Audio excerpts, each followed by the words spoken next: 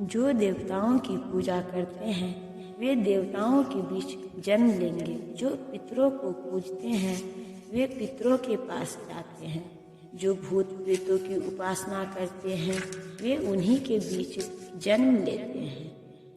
और जो मेरी पूजा करते हैं वे मेरे साथ निवास करते हैं। यदि कोई चंद्रमा, सूर्य या अन्य लोक को जाना चाहता है तो वह अपने गंतव्य को बताए गए विशिष्ट वैदिक नियमों का पालन करके प्राप्त कर सकता है। इनका विशद वर्णन वेदों के कर्मकांड अंश दर्श पौर्णमासी में हुआ है, जिसमें विभिन्न लोकों में स्थित देवताओं के लिए विशिष्ट पूजा का विधान है। इसी प्रकार विशिष्ट यज्ञ करके पितृलोक प्राप्त किया जा सकता है। इसी प्रकार मनुष्य भूत प्रेत लोकों में जाकर यक्ष, रक्ष, पिशाच बन सकता है। पिशाच पूजा को काला जादू कहते हैं। अनेक लोग इस काले जादू का अभ्यास करते हैं और सोचते हैं कि यह अध्यात्म है, किंतु ऐसे कार्यकलाप नितांत भौतिकवादी हैं। इसी तरह शुद्ध भक्त केवल भगवान की पूजा करके निसंदेह वैकुंठ लोक तथा कृष्ण लोक की प्राप्ति करता है। इस श्लोक के माध्यम से यह समझना सुगम है कि जब देवताओं की पूजा करके कोई स्वर्ग प्राप्त कर सकता है तो फिर शुद्ध भक्त कृष्ण या विष्णु के लोक क्यों नहीं प्राप्त कर सकता। दुर्भाग्यवश अनेक लोगों को कृष्ण तथा विष्णु के दिव्य लोकों की सूचना नहीं है, अतः न जानने के कारण वे नीचे गिर जाते हैं। यहाँ तक कि निर्विशेषवादी भी ब्रह्म ज्योति से नीचे गिरते हैं। इसीलिए कृष्ण भावनामृत आंदोलन इस दिव्य सूचना को मानव समाज में वितरित करता है कि केवल हरे कृष्ण मंत्र के जाप से ही मनुष्य सिद्ध हो सकता है और भगवत धाम को वापस जा सकता है। यदि कोई प्रेम तथा भक्ति के साथ मुझे पत्र, पुष्प, फल या जल प्रदान करता है तो मैं उसे स्वीकार करता हूँ। नित्य सुख के लिए अस्थायी आनंदमय धाम प्राप्त करने हेतु बुद्धिमान व्यक्ति के लिए यह अनिवार्य है कि वह कृष्ण भावना भावित होकर भगवान की दिव्य प्रेमा भक्ति में तत्पर रहे। ऐसा आश्चर्यमय फल प्राप्त करने की विधि इतनी सरल है कि निर्धन से निर्धन व्यक्ति को योग्यता का विचार किए बिना इसे पाने का प्रयास करना चाहिए। इसके लिए एकमात्र योग्यता इतनी ही है कि वह भगवान का शुद्ध भक्त हो। इससे कोई अंतर नहीं पड़ता कि कोई क्या है और कहाँ स्थित है। यह विधि इतनी सरल है कि यदि प्रेम पूर्वक एक पत्ती, थोड़ा सा जल या फल ही भगवान को अर्पित किया जाए है तो भगवान उसे सहर्ष स्वीकार करते हैं। अतः किसी को भी कृष्ण भावनामृत से रोका नहीं जा सकता, क्योंकि यह सरल है और व्यापक है। ऐसा कौन मूर्ख होगा जो इस सरल विधि से कृष्ण भावना भावित नहीं होना चाहेगा और सच्चिदानंदमय जीवन की परम सिद्धि नहीं चाहेगा। कृष्ण को केवल प्रेमा भक्ति चाहिए और कुछ भी नहीं। कृष्ण तो अपने शुद्ध भक्त से एक छोटा सा फूल तक ग्रहण करते हैं, किंतु अभक्त से वे कोई भेंट नहीं चाहते। उन्हें किसी से कुछ भी नहीं चाहिए, क्योंकि वे आत्मतुष्ट हैं। तो भी वे अपने भक्त की भेंट प्रेम तथा स्नेह के विनिमय में स्वीकार करते हैं। कृष्ण भावना भाविक विकसित करना जीवन का चरम लक्ष्य है। इस श्लोक में भक्ति शब्द का उल्लेख 2 बार यह घोषित करने के लिए हुआ है कि भक्ति ही कृष्ण के पास पहुँचने का एकमात्र साधन है। किसी अन्य शर्त से, यथा ब्राह्मण द्वारा विद्वान, धनी या महान विचारक होने से कृष्ण किसी प्रकार की भेंट लेने को तैयार नहीं होते। भक्ति ही मूल सिद्धांत है, जिसके बिना वे किसी से कुछ भी लेने के लिए प्रेरित नहीं किए जा सकते। भक्ति कभी है तुकी नहीं होती, यह शाश्वत विधि है। यह परम ब्रह्म की सेवा में प्रत्यक्ष कर्म है।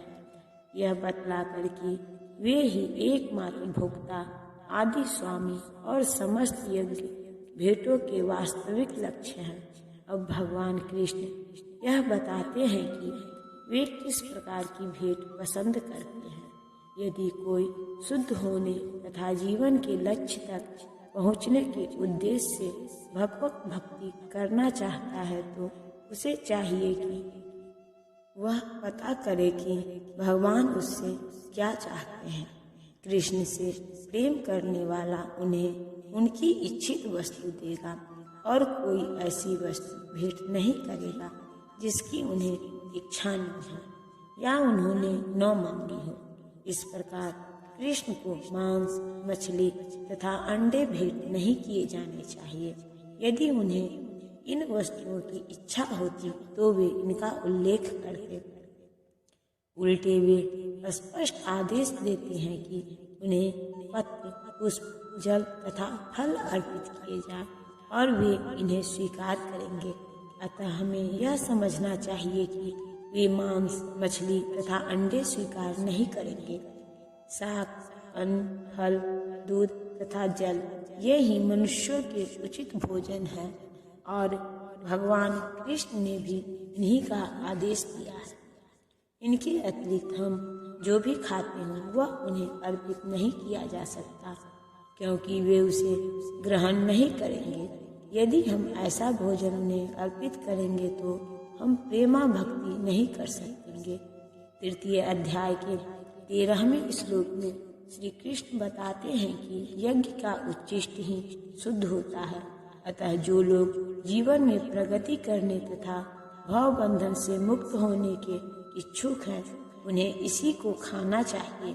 उसी श्लोक में वे यह भी बताते हैं कि जो लोग अपने भोजन को अर्पित नहीं करते वे पाप भक्षण करते हैं। दूसरे शब्दों में उनका प्रत्येक कौर इस संसार की जटिलताओं में उन्हें बांधने वाला है। अच्छा सरल शाकाहारी भोजन बनाकर उसे भगवान कृष्ण के चित्र या अर्चा विग्रह के समक्ष अर्पित करके तथा नतमस्तक होकर इसे तुच्छ भेंट को स्वीकार करने की प्रार्थना करने से मनुष्य अपने जीवन में निरंतर प्रगति करता है। उसका शरीर शुद्ध होता है और मस्तिष्क के श्रेष्ठ तंतु उत्पन्न होते हैं जिससे शुद्ध चिंतन हो पाता है। सबसे बड़ी बात तो यह है कि यह समर्पण अत्यंत प्रेम पूर्वक करना चाहिए। कृष्ण को किसी तरह के भोजन की आवश्यकता नहीं रहती क्योंकि उनके पास सब कुछ है, किंतु यदि कोई उन्हें इस प्रकार प्रसन्न करना चाहता है तो वे इस भेंट को स्वीकार करते हैं। भोजन बनाने, सेवा करने तथा भेंट करने में जो सबसे मुख्य बात रहती है वह है कृष्ण के प्रेम वश कर्म करना।